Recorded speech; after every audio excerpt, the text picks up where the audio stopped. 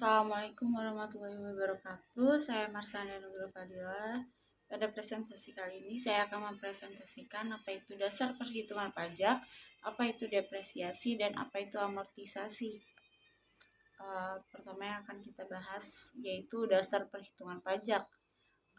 Biaya yang dapat dikurangkan dari penghasilan bruto. Untuk menghitung penghasilan kena pajak diatur dalam pasal 6 Undang-Undang Pajak Penghasilan.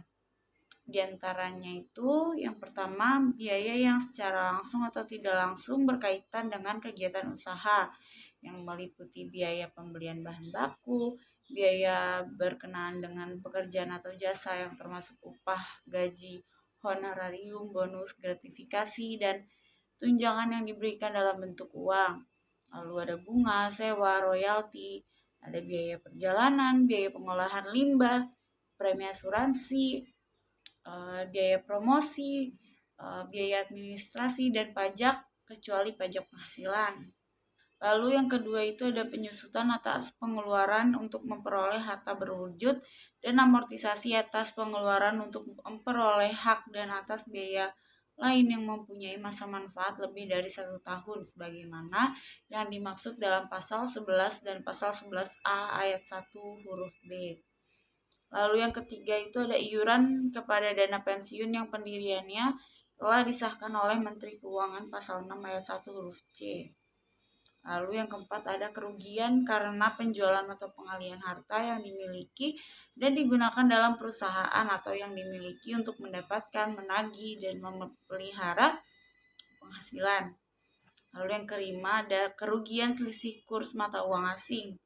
Lalu selanjutnya ada biaya penelitian dan pengembangan perusahaan yang dilakukan di Indonesia. Lalu ada biaya beasiswa, magang, dan pelatihan.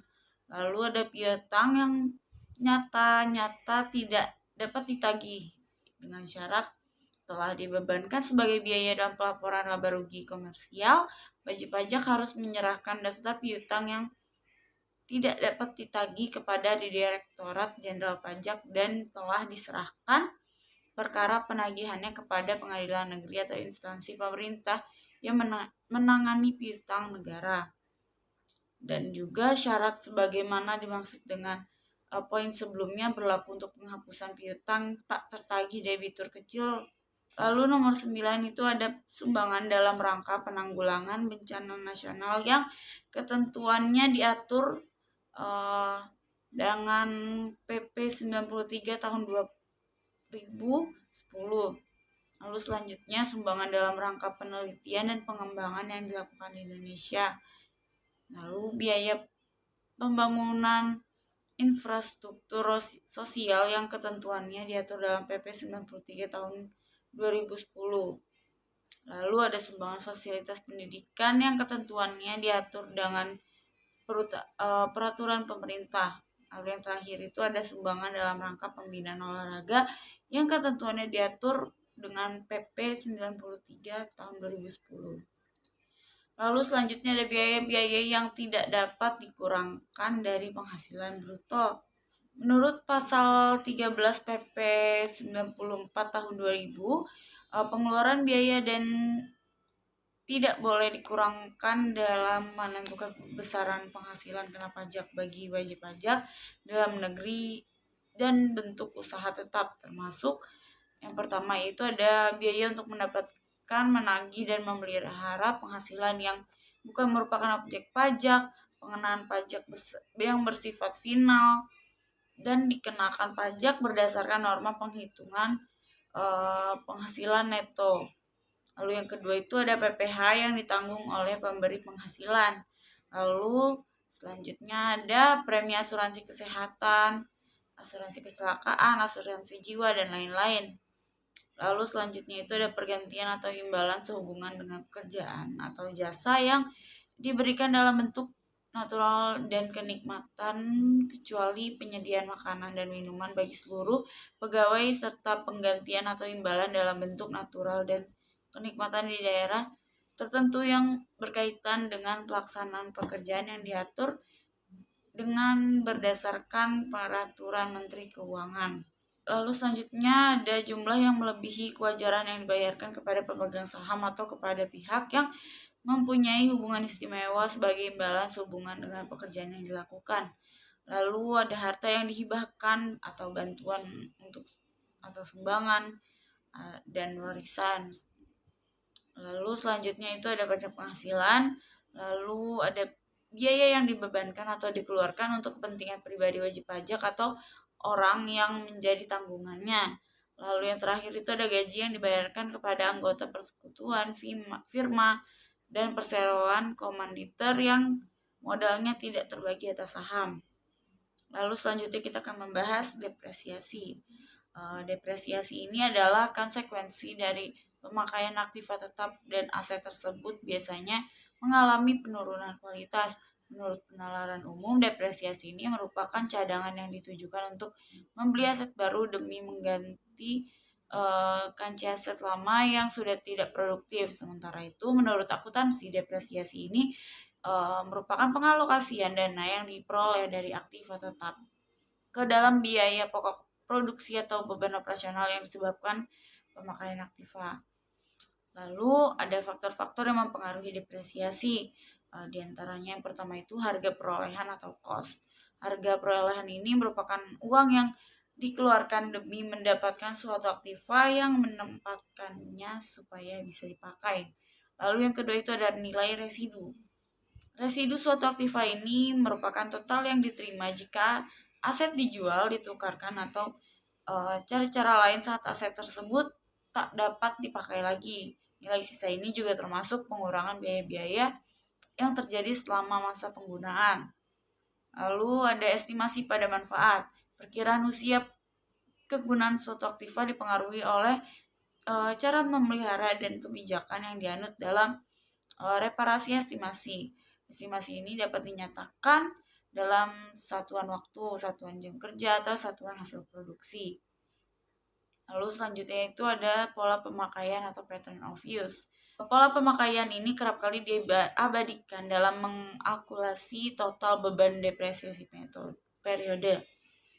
Lalu selanjutnya itu kita akan membahas metode-metode apa saja yang ada dalam perhitungan depresiasi dalam dunia akuntansi. Yang pertama itu ada metode garis lurus.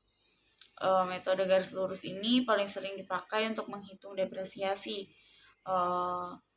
Metode ini mengasumsikan depresiasi sebagai fungsi dari waktu, bukan dari fungsi pemakaian. Namun metode ini dianggap kurang realistis karena pemakaian aset yang sama setiap tahunnya.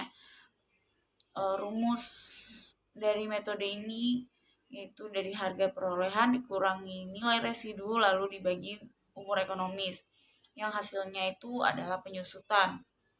Atau bisa juga memakai rumus harga perolehan dibagi dengan umur ekonomis, hasilnya itu penyusutan.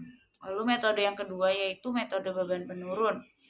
Metode ini merupakan metode depresiasi percepatan yang menyediakan beban penyusutan lebih tinggi pada periode awal dan menjadi lebih rendah pada masa berikutnya. Lalu selanjutnya itu ada metode aktivitas. Metode ini menganggap depresiasi sebagai fungsi dari nilai produktivitas atau pemakaian. Jadi metode aktivitas ini tidak berdasarkan pada sisi waktu. Dengan begitu, depresiasi tidak mempunyai masalah karena pemakaiannya cenderung mudah diukur. Lalu selanjutnya ada metode depresiasi khusus. Metode depresiasi khusus ini bertujuan mengetahui penyusutan manfaat dari aktiva perusahaan. Namun pada kasus tertentu, perusahaan tidak dapat menggunakan metode lain karena aset yang terlibat mempunyai ciri-ciri yang unik. Lalu selanjutnya ada metode saldo menurun ganda. Metode ini tidak melibatkan nilai residu. Metode saldo menurun ganda ini menghitung tarif penyusutan garis lurus tanpa nilai residu lalu dikalikan 2 atau double cleaning method ini menentukan depresiasi dengan nilai buku aset setiap awal periode. Lalu selanjutnya ada metode unit produksi. Metode ini didasarkan pada unit produksi dengan satuan jam atau beratnya. Lalu selanjutnya akan kita bahas yaitu amortisasi. Amortisasi ini suatu prosedur pembayaran hutang yang dilakukan secara bertahap dalam jangka waktu periode tertentu, misalnya seperti pembayaran bulanan untuk KPR, KPA, kredit kendaraan, utang kartu kredit atau pinjaman lainnya. Agar amortisasi ini bisa berjalan, maka syaratnya adalah jumlah pembayaran atau total angsuran harus cukup besar untuk membayar pokok pinjaman bunga. Selain itu, amortisasi ini juga mengacu pada pembayaran biaya modal untuk aset tak berwujud selama jangka waktu tertentu. Bisa juga didefinisikan sebagai suatu prosedur akuntansi yang mengurangi nilai biaya dan aset tak berwujud secara bertahap dengan umur ekonomis yang terbatas melalui pembebanan secara berkala ke pendapatan. Dalam sebuah bisnis, jika perusahaan melakukan amortisasi biaya, maka amortisasi dapat membantu mengaitkan biaya aset dengan pendapatan yang dihasilkannya. Contohnya, jika perusahaan Anda membeli satu lusin kain, maka perusahaan yang akan menuliskan biaya pada tahun pembelian dan biasanya perusahaan akan menggunakan semua kain pada tahun yang sama. Namun sebaliknya, dengan aset yang besar atau membeli kain dengan jumlah yang besar, bisnis akan mendapatkan keuntungan lebih dari biaya beberapa tahun.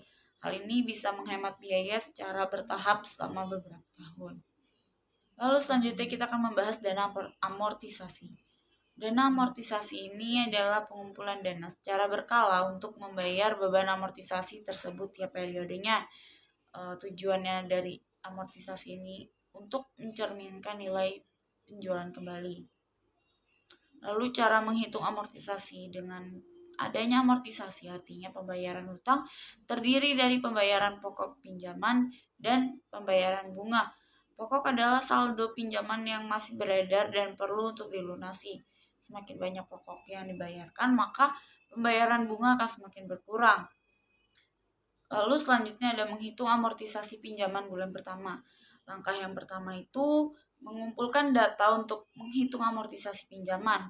Lalu langkah kedua, menyiapkan kertas kerja untuk mempermudah dalam perhitungan, biasanya menggunakan Microsoft Excel untuk menghitung amortisasi. Lalu selanjutnya itu menentukan pinjaman bulan sebelumnya dan hitung total angsurannya. Lalu selanjutnya itu menghitung angsuran bunga. Lalu menghitung angsuran pokok. Lalu yang terakhir itu baru menghitung saldo pinjamannya. Lalu untuk menghitung amortisasi pinjaman untuk keseluruhan pinjaman, atau untuk menghitung bulan kedua, ketiga, hingga bulan terakhir, maka biasanya menggunakan spreadsheet dalam Microsoft Excel yang telah disiapkan pada langkah kedua sebelumnya.